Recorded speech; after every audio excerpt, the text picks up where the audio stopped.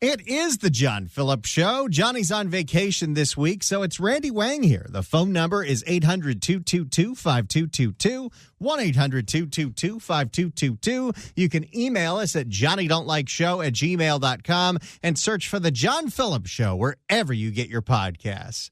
Well, this morning in San Francisco, Assemblyman Matt Haney held a press conference unveiling his new bill that's going to allow the state of California, if passed, to pay for recovery housing instead of just your average housing first. What is this about? Well, I'll tell you as soon as we get through Matt Haney's insufferable crowd work. Say recovery, you say now. Recovery. No. Recovery. No. Why do you do this? Recovery. No. When I say housing, you say now. Housing. No. Housing. No. It almost sounds like they're saying no. Housing. No. Well, that is what we are here for today, to make sure that people know that folks who are in recovery need access to housing. Am I right? Politicians doing crowd work never sounds good.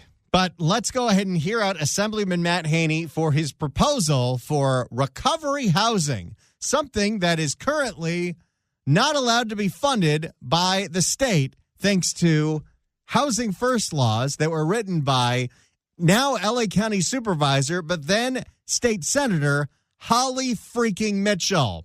Quite frankly, the godmother of Housing First in the state of California. But let's hear what Matt Haney's trying to do with his bill to establish funding for recovery housing. You know, there are thousands of people in our city right now who are continuing to struggle with drug addiction. And apparently they're all in the mission this week. But they've made the courageous step towards recovery. And it is time that our state stop standing in their way and start standing with them. People who are seeking recovery, who have gone into treatment, who have said, I want to get away from drugs, they deserve our support. They deserve a place to live where they can continue that journey to sobriety.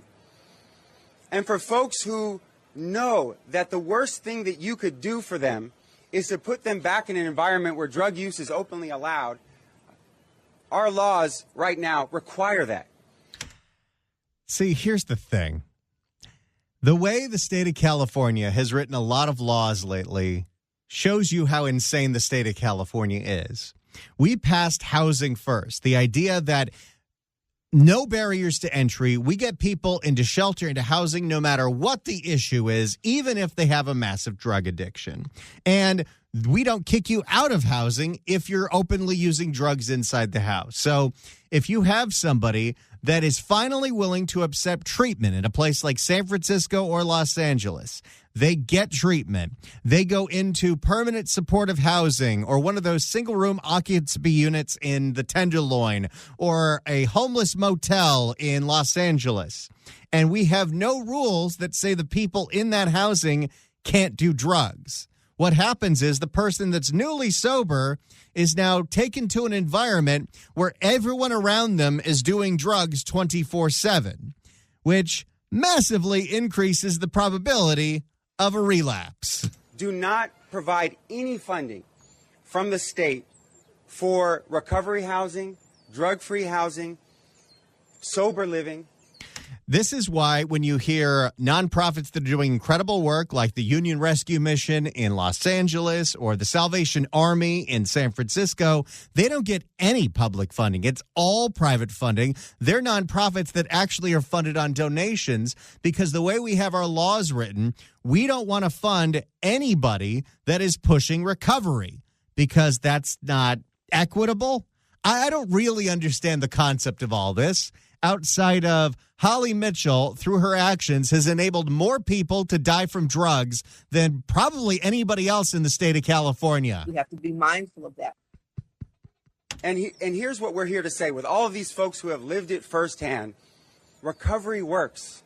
Recovery works. Treatment works. Invest in people. You know, it's funny, and I totally believe him, and I agree with him. Treatment does work.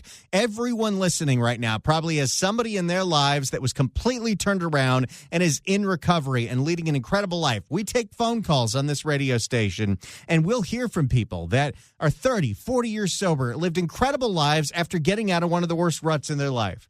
But it is difficult to pass something like recovery housing in the state of California when the governor of California himself, Gavin Newsom, doesn't believe in the concept. Clean and sober is one of the biggest damn mistakes this country's ever made. I know it's a hold-your-hand idealistic point of view that somehow magically, I mean, God bless some of you. If you're like me, I've been known to have a glass of wine at night watching some of the nightly news.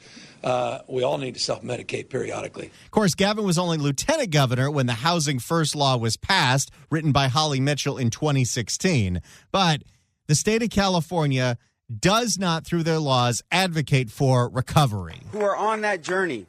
Now, a lot of people were speaking at this, and they all had a lot of interesting things to say on the concept, including the new mayor of San Francisco, Daniel Lurie, big supporter of this idea for recovery housing in the state of California. We're expanding treatment and recovery beds. Our street outreach teams now operate under a unified neighborhood-based model. And we opened a 24/7 stabilization center to provide immediate care to people in crisis. I think that's the one in Soma. You're going to need one in the Mission now, buddy. More on that later. Under my administration's Breaking the Cycle plan, we are following the data to provide services that meet the needs of those on our streets while reclaiming our public spaces and using government resources in ways that deliver results. We're closing gaps in our system and getting the help that people need. AB 255 will give us another tool to do just that. Right now, as Assemblymember Matt Haney said, state-funded supportive housing cannot require sobriety. Think about what that means. That means that every single time you hear about models like Project Room Key, Project Home Key, Inside Safe in Los Angeles, the SROs in the Tenderloin, all of this state-funded homeless housing, when it says that it doesn't require sobriety, that means they don't kick you out if you're doing drugs. And so what these places have pretty much turned into is state-funded drug dens. Right now, as Assembly... How can someone be a tool for success? How can they be set up for success if that's the environment we're putting them into, even when they accept drug treatment? Here, go live in a motel where everyone else is doing fentanyl and meth all day long. Right now, as... And if you see the videos on social media, almost on a daily basis, somebody has to carry out a body bag from one of those buildings because that's what's going on in there. We see the same thing in Los Angeles. Karen Bass's Inside Safe, where we've converted motels into homeless housing. We're not making sure anybody there is even in treatment, let alone trying to be sober. And people are overdosing and dying in that housing every day. Right now, as Assemblymember Matt Haney said, state-funded supportive housing cannot require sobriety. Listen, that policy came from a well-meaning place, but the unintended consequence is this. I don't know. I feel like it was her intention all along. Quite frankly. Because Holly Mitchell doesn't think it's equitable if you require sobriety to get housing. It's made it harder for people in recovery to find housing that supports sobriety. AB 255 will change that. It will let local governments like San Francisco use state homelessness funds to build and operate drug-free recovery housing.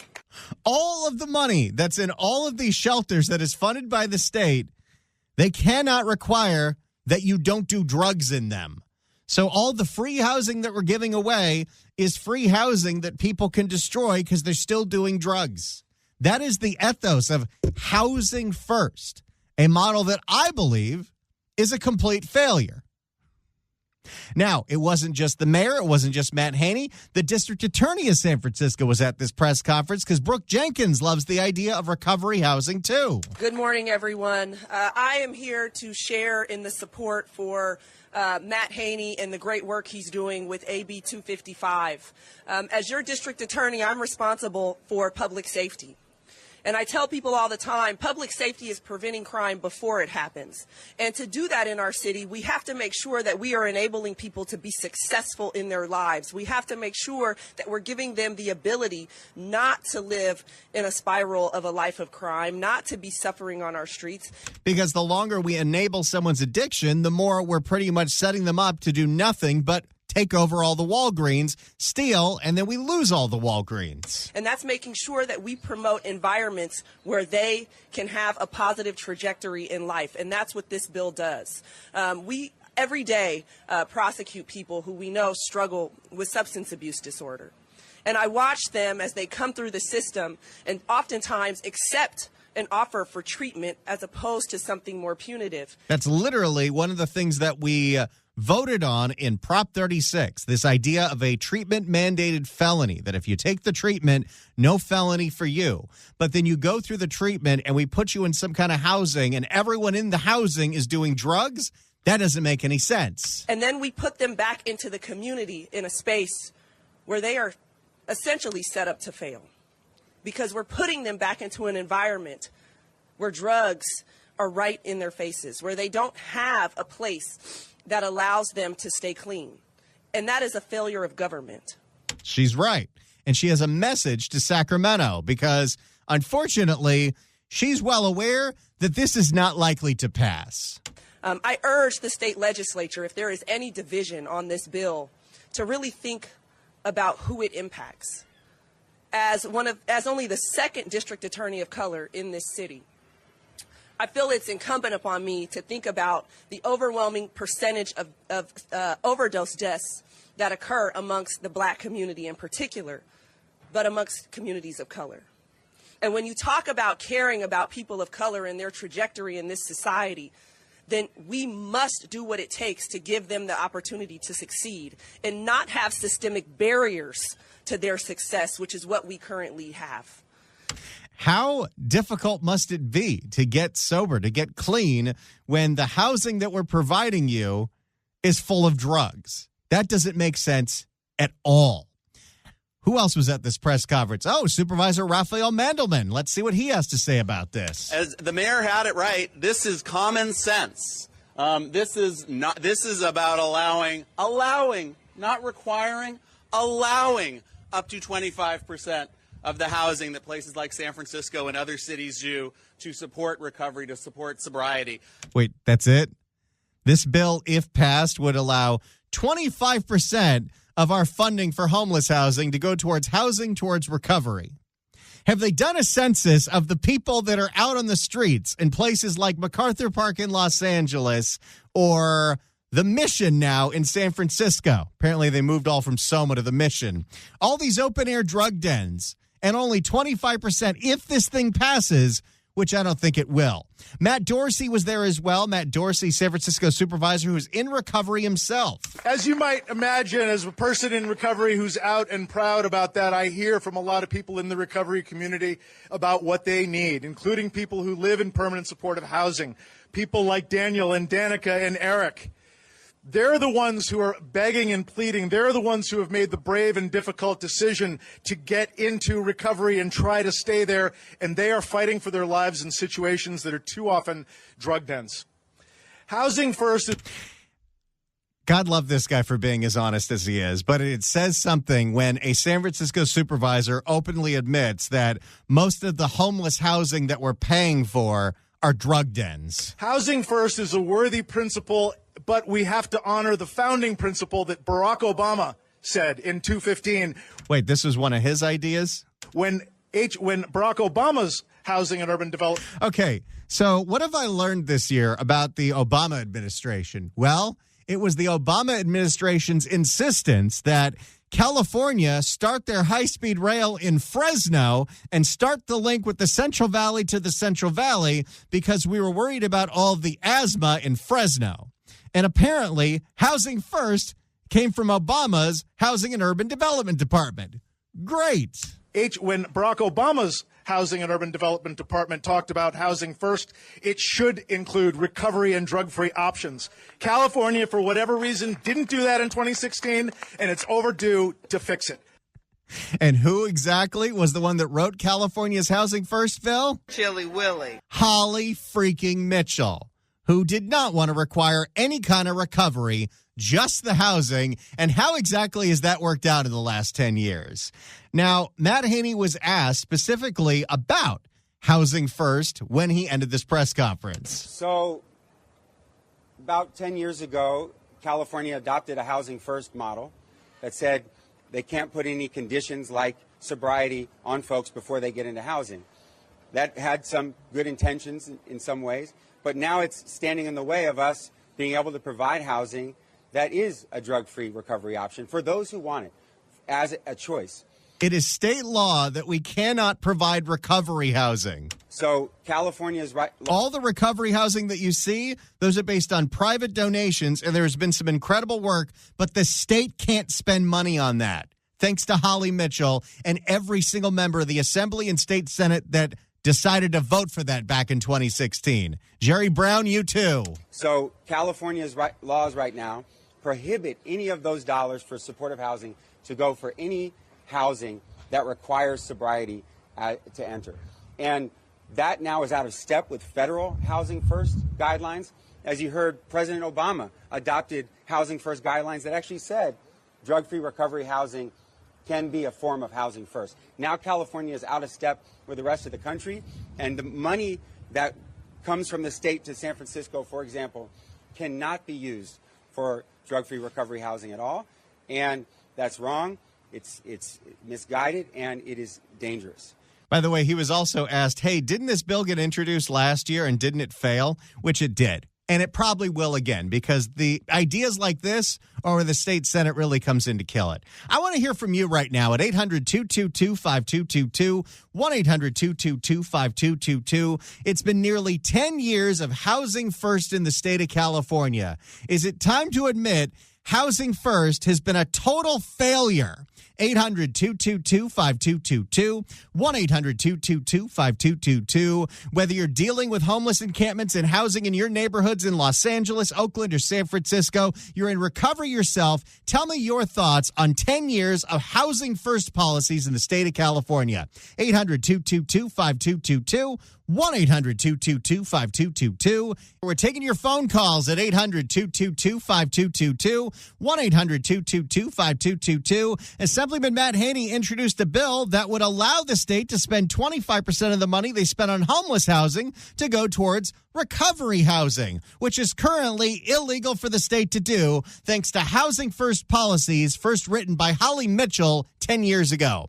I want to know from you, 800-222-5222, do you think Housing First has been a failure? 800-222-5222. Assemblyman Matt Haney introduced a bill today that, if passed, would allow the state of California to spend 25% of the money they spend on homeless housing to go towards recovery housing, places where people can be set up for sobriety.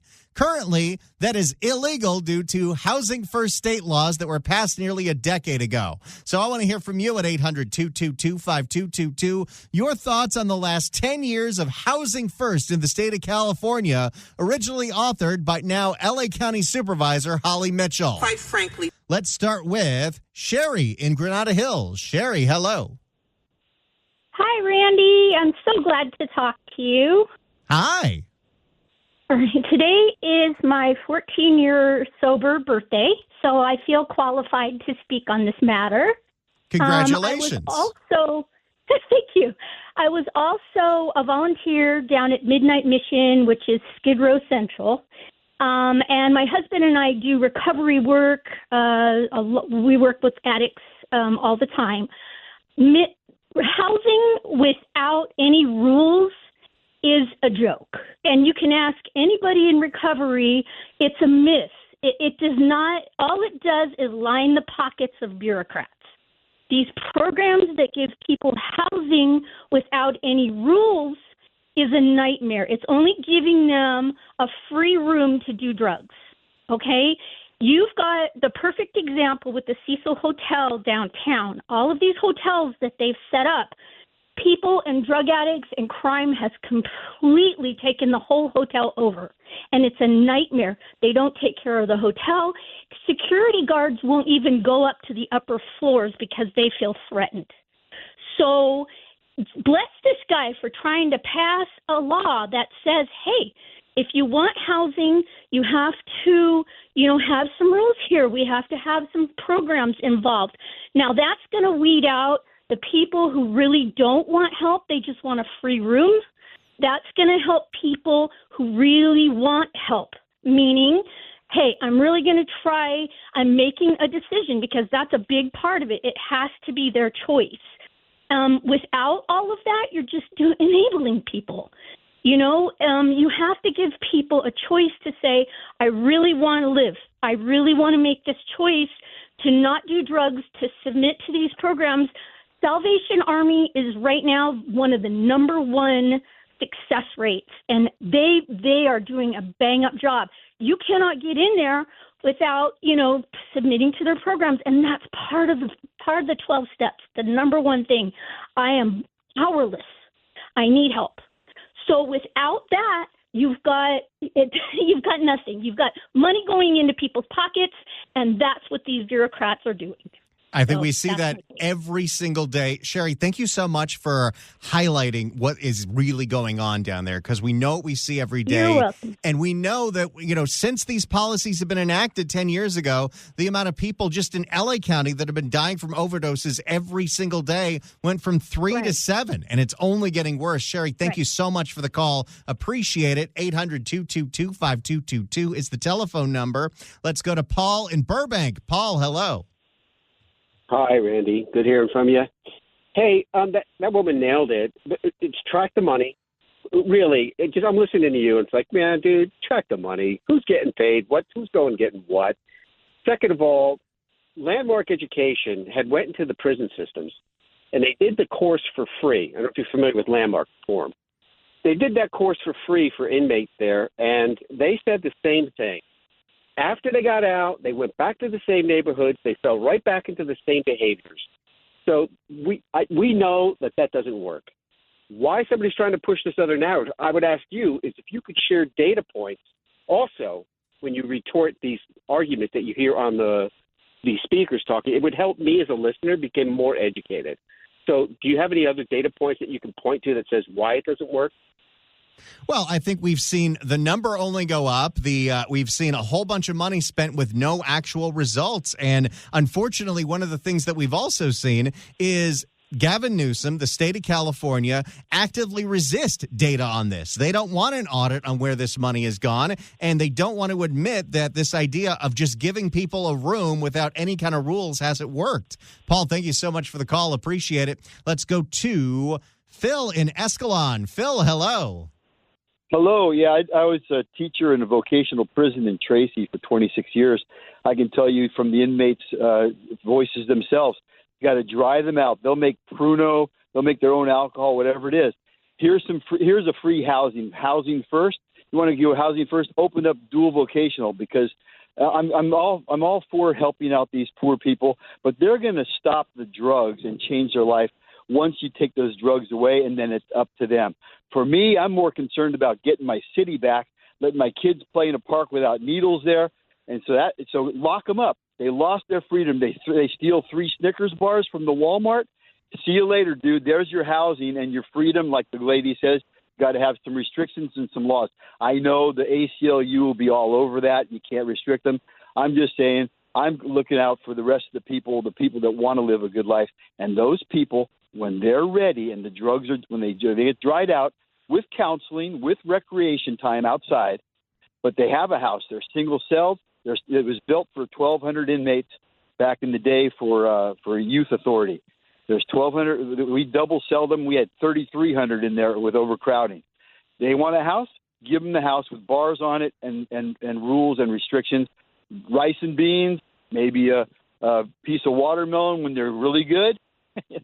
But you got to take it away. They'll change from the drugs, and this is from inmates.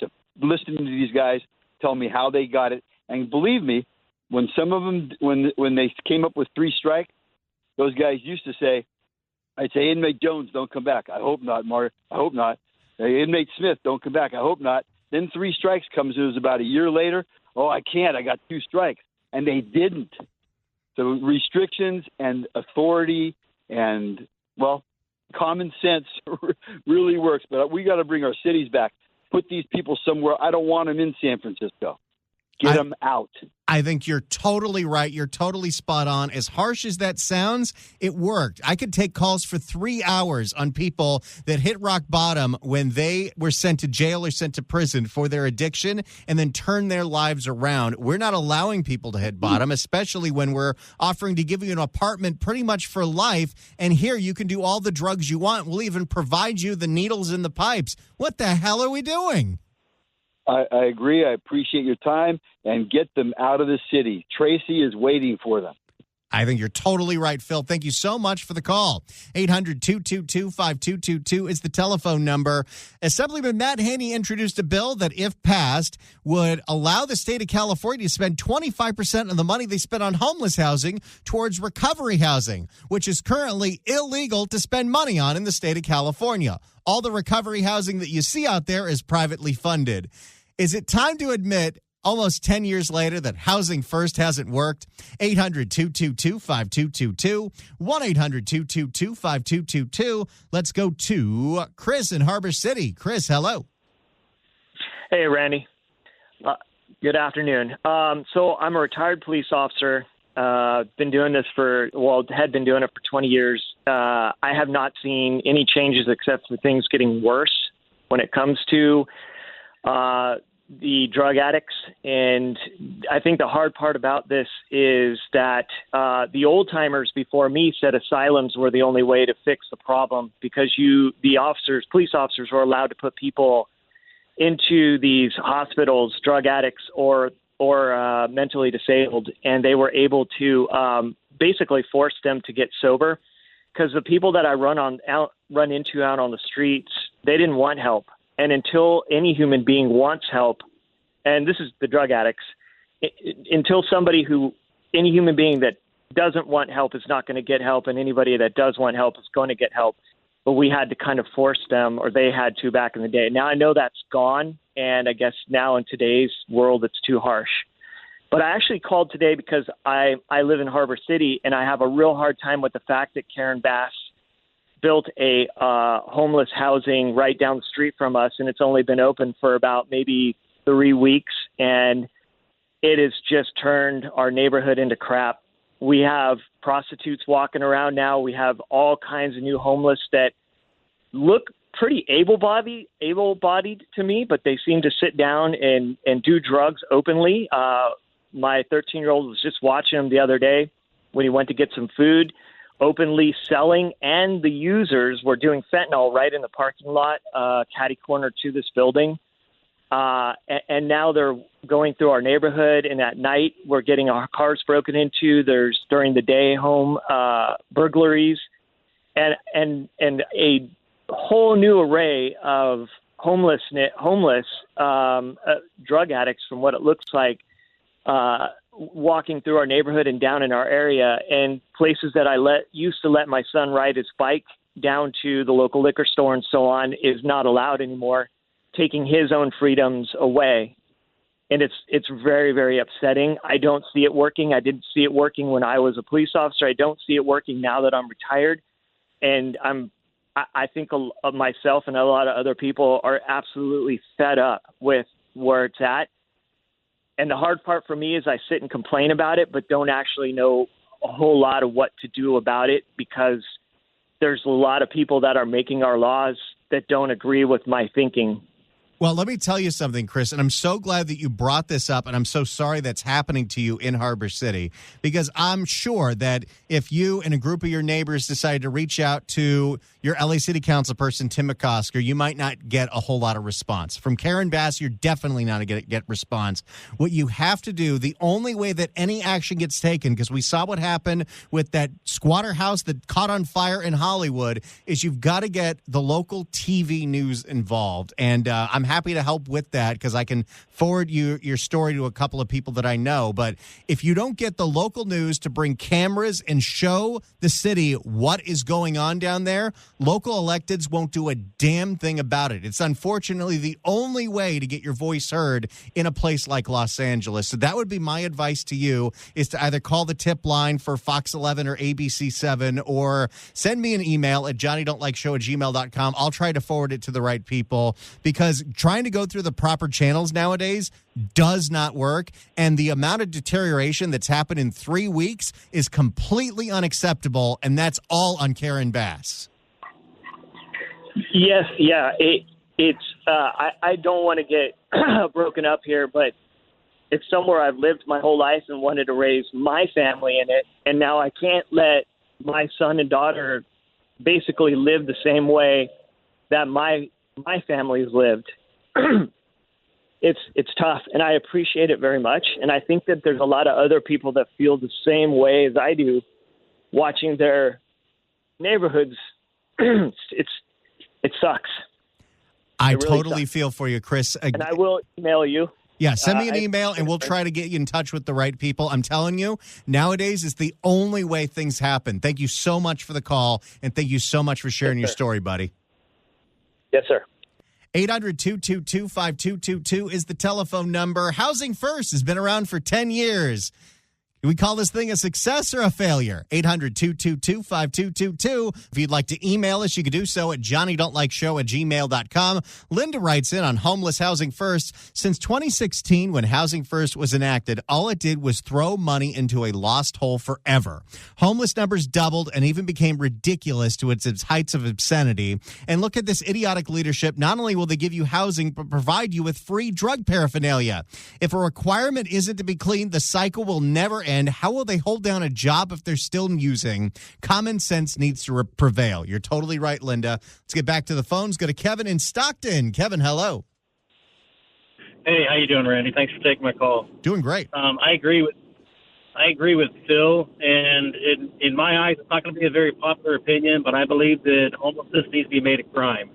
It'll do a couple of things. It'll clean up the streets. It'll give them a place to go, and it'll help the professionals identify the need and classify them, so to speak, so that they can get their needs met and get them met legitimately. I think that more people would agree with you than not nowadays, because we have tried 10 years of being as compassionate as possible. We've tried 10 years of no rules and no barriers into housing, and the problem has only gotten worse. Kevin, thank you so much for the call. Appreciate it. I mean, you know, it's bad that when in places like San Francisco and you ask the people that are in these open-air drug dens if they want to take housing, they tell you they already have it. We're seeing that in Los Angeles, too. That fire under the 405 freeway a few weeks ago, the person that started that in an encampment already had housing down by the VA. Let's go to Joe in West L.A. Joe, hello. Hey, so I just got out of prison, and I can tell you that there's plenty of drugs in prison. So all y'all thinking that you can go to prison and get sober, that's not happening. They give you free drugs, Suboxone, and with the help, and then you can get whatever you want inside. Every single prison, from the 1s to the 4s, got every kind of drug that you'd ever want. Even you get cigarettes in there. So I don't know why y'all think that sending people to prison is going to get them sober. That's not the way. And plus, all these homeless people, most of them don't want to get housing, and they were also created by the developers. So you got all these people gentrifying all these areas where all the low-income people are living, pushing them out to the east side, and so they're getting homeless. And people, these developers, all these corporate developers, are creating the homeless problem by gentrifying a bunch of areas that shouldn't be gentrified. And we need low income housing for people that are, working people that need a cheap place to live. So I don't know why people think that sending people to prison is going to get them sober. That's going to work, man. Oh, you can't say that on the radio, Joe. Oh, and you were doing so well. Someone said a bad word on the radio. 800-222-5222 is the telephone number. Let's go to Ben in Beverly Hills. Ben, hello. Hello. I am 70 years old, grew up in the West Los Angeles area, so I knew people from Culver City, Baldwin Hills, View Park, Westchester, Inglewood, went to Inglewood High. And a lot of the people that I know in the black community, their young sons that are my age are all dead, drugs. And I see a lot of people from other groups that are marginal and that are pre-homeless, let's say.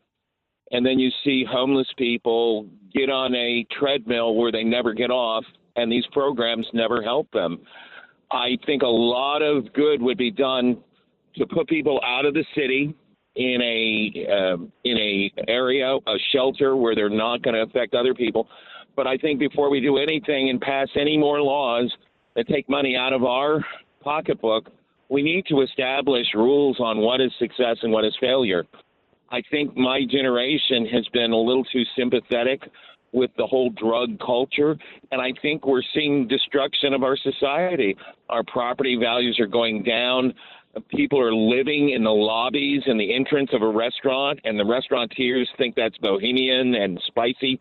And now Santa Monica's a place you don't want to go anymore. So I think a lot of the problem is us. We got to stop accepting this. You're totally right, Ben. Sorry, we're out of time, but you're totally right. We've tolerated this, and it has only gotten worse. Things were better when drug use out in the public was unacceptable. Thank you all so much for the calls. I'm sure we will revisit this topic very soon.